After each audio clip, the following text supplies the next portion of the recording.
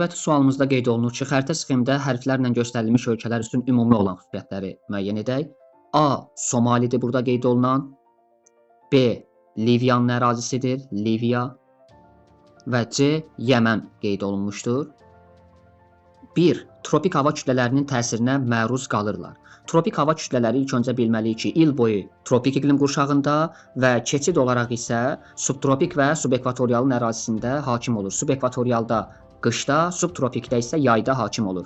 Burada A. Somali subekvatorialda yerləşdiyinə görə qışda hakim olacaq. C. Tropikdə olduğuna görə, həmçinin B-nin də böyük bir hissəsi tropik iqlim qurşağındadır və orada da tropik hava kütlələri hakim olacaq. B. Qismən subtropikə də düşür. Orada, o hissələrdə isə yayda hakim olacaq. Deməli, 1-3-ünə də uyğundur. İnsan inkişaf indeksinin yüksək olduğu ölkələrdəndir. Yanlışdır. Bunlar inkişaf etməkdə olan ölkələrdir. Ona görə bu yüksək olmayacaq. 2 olanlar çıxacaq. İqtisadi fəal əhalinin əsas hissəsi iqtisadiyyatın 3 və 4-cü sektoru. Bu inkişaf etmiş ölkələr üçün xarakterik olduğu üçün 3-də çıxır. Əhalinin əsas hissəsi Afro-Asiya dil ailəsinin Sami-Hami dil qrupundadır. Bu doğrudur.